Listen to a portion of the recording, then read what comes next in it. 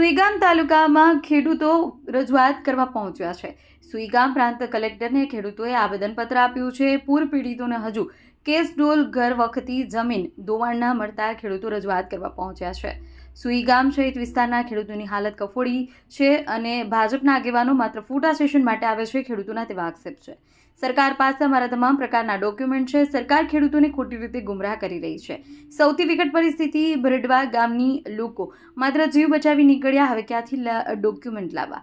તાત્કાલિક પૂરતા પ્રમાણમાં કેસડોલ જમીન ધોવાણ ઘર વખરી નહીં મળે તો આંદોલન કરવાની ચીમકી ખેડૂતોએ ઉચ્ચારી છે। 2015 અને 2017માં પૂરમાં જે સરકારે સહાય ચૂકવી તેની કરતાં 40% વધુ નુકસાન ગણી ચૂકવાની માંગ ખેડૂતોની છે। 12 દિવસ બાદ હજુ મૃતક પશુઓ પાણીમાં તણાઈ રહ્યા છે અને ગંદકીમાં ખેડૂતો રહી રહ્યા છે।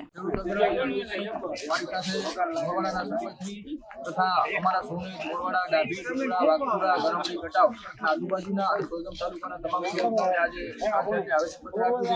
આ અતિવૃષ્ટિની અંદર પાણી વરસાદ થઈને અતિવૃષ્ટિ ત્યારે 10-12 દિવસ થઈ ગયા, પણ એ પેટ્રોલમાં હજી કોઈ પરફેક્શન નથી। કેટલાક ખેડૂતોને રેશન કાર્ડ પ્રમાણે આપવું કે કેમ આપવું એનું ચોક્કસ નથી। એની સાથે જે પાક નિષ્ફળ અને જમીન ધોવાણ પુષ્કળ પ્રમાણમાં થયું છે। અમારે તો કેવું છે કે બધા ડેમ તળાવો તૂટ્યા છે તો ખેડૂતોને 200-200 એકર જમીનમાં ખાર આવશે તો જૂના જમાનામાં જે માણસોએ મથીને નરેગાની અંદર બાંધેલા, જો સરકાર બાંધેલા પાળાનું વેસ્ટવેર ના બાંધી શકે તો એ આગળનું કામ કેવી રીતે કરી શકે? એ મોટો પ્રશ્ન છે। તમામને વેસ્ટવેર આવે, ખાર ના આપવો કે ક્ષેત્રોમાં નકા જમીન હજારો એકર જમીનમાં નાશ વળી જવાનો છે। પાક ધોવાણ અને પાક નિષ્ફળ અને જમીન ધોવાણ પૂરતા પ્રમાણમાં આપે, જે 2017ની અંદર આપ્યું એના નજીક એ પ્રમાણે આપે।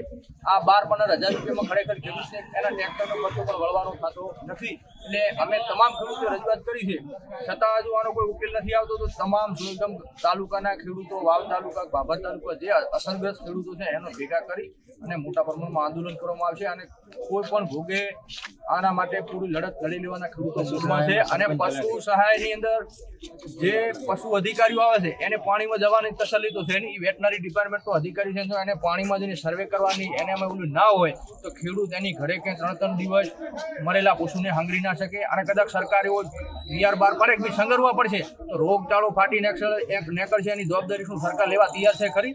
તો માટે ગામના સરપંચ કે ગામના 2 વડીલો કે તલાટીની રૂબરૂમાં પંચનામું થાય એને માન્ય ગણવું। અને જો સરપંચ તલાટી કે એના ઉપર વિશ્વાસ ના હોય તો વોટ લેવા માટે તમામ પક્ષો નીકળે છે ત્યારે કેમ એને તમે ઊભી કરીને આગળ મૂકો?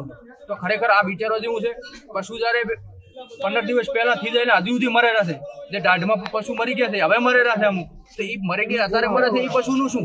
અથવા તો તમે એને ટેગ પહેરાવીને વીમો આપો।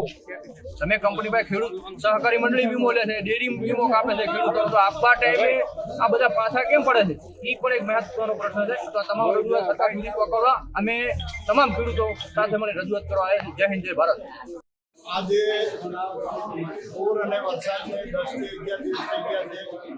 આ તરફથી વહીવટીતંત્રના અધિકારીઓ તો ગામડામાં આવ્યા જ નથી, બહારના અધિકારીઓ ફરતા હતા થોડા ઘણા નાના મોટા, અને સરકાર મોટા દાવા કરે છે, અધિકારીઓ મોટા દાવા કરે, ડોક્યુમેન્ટ આમ કરો, રાહત આપવું જોઈએ, પણ રાહત આપવાની સરકારની કોઈ અત્યારે નીતિ નથી। અમે દાણત પણ નથી, નહીં તો 10-12 દાણા થાય સરકાર પાસે બધા ડોક્યુમેન્ટ છે, શું ડોક્યુમેન્ટ સરકાર પાસે નથી? બધાના કોઈના ખાતા નંબર નથી, આધાર કાર્ડની ઝેરોક્ષો નથી, રેશન કાર્ડ નથી, શું બધું છે, પણ સરકારને એમ કે દિવસો કાઢવા છે અને પૈસા આપવા નથી। મારા ગામની વાત કરો ભરડવાની, તો ભરડવામાં 15માં પૂર આવ્યો, 17માં આવ્યો અને 25માં તો આવ્યો। આખી દુનિયાને ખબર છે કે ભરડવાના શું હાલ થયા, 2 હાલ થયા છે। તો આ તરફથી ભરડવામાં એક કરોડ ચૂકવાનું નથી, 1152 રૂપિયા ચૂકવવાના એક સરકાર આવી ખેડૂતોની મસ્કરી કરે છે કે 1152 રૂપિયા એટલે એનો 17માં વિધાનસભાની ચૂંટણી આવતી હતી એ ટાઈમે 10,000 રૂપિયા ચૂક્યા, અને અત્યારે 1152 રૂપિયા ચૂકવ્યા એટલે ચૂંટણી નથી, એટલે સરકારની કોઈ નીતિ અને દાણત નથી આપવાની, અને અધિકારીઓ પણ આવતા નથી, અને ખેડૂતોને અને મજૂર વર્ગને ખોટા હેરાન કરે છે। ડોક્યુમેન્ટ લાવો, નામ લાવો, ટેમ લાવો, અત્યારે લોકોના ઘરો પાણીથી ભરેલા પડ્યા, ડોક્યુમેન્ટ લાવો ક્યાંથી? એટલે લોકો રસ્તા ઉપર છે, અત્યારે રોડ ઉપર રહેશે, અને ડોક્યુમેન્ટ છે નહીં તો સરકારને આપવું હોય તો એમને સરકાર આપી શકે છે, બાકી સરકાર કોઈ આપવાની નથી। તાલુકાના તમામ ખેડૂતોએ તાલુકા સેવા સદન આવી અને કલેક્ટર સાહેબને આવેદન આપ્યું છે કે સુઈગામ તાલુકાની સ્થિતિ અતિ ગંભીર છે. આ સ્થિતિમાં સીએમ જેવા ઉચ્ચ કક્ષાના જો માણસો અહીંયા સર્વે કરીને રહ્યા હોય તો હજી સહાય કેમ નથી આપતા?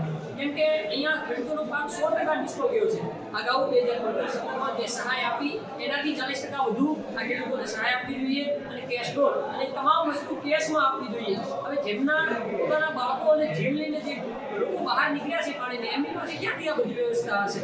જો સરકારના અધિકારીઓ સમજતા હોય કે આ પૂરમાં કઈ રીતની સહાય કરી શકાય એનું મંથન કરી અને પછી તાત્કાલિક સહાય ચૂકવવામાં આવે. આ સરકાર અત્યારે આ સ્થિતિ જોઈ અને હજુ સુધી 12 દિવસથી આ ખેડૂતોને કોઈ સહાય આપી નથી અને એ પણ નજીવી સહાયની વાતો થાય છે. ખરેખર તો 15માં જે સહાય આપી એનાથી પણ 40% વધુ સહાય આપવી જોઈએ અને તાત્કાલિક ધોરણે સહાય આપવી જોઈએ.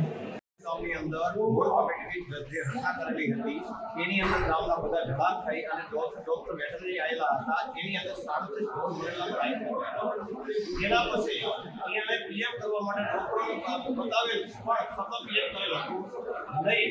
પીએમમાં માત્ર 13 જ લીધા છે, બાકીના બધા રિજેક્ટ કરેલા છે. તમારી શું માંગણી? અને અમારી માંગણી એવી છે કે ટોટલ 37 ને આને ઢોરાના પૈસા મળતા હોય વળતર મળવું હોય એ અમારા હિત માટે જરૂરી છે. કેટલો સમય સુધી તમે ટીડીઓની ચેમ્બરમાં બેસી રહ્યા હતા? ટીડીઓની ચેમ્બરમાં કેટલો સમય બેસી રહ્યા ખેડૂતો આજે? વિડીયોની સમય ચેમ્બરની અંદર લગભગ અમે સવા કલાક ઉપર બેઠા હતા. અહીંયા પણ જેવો જોયો મને જવાબ મળ્યો નથી.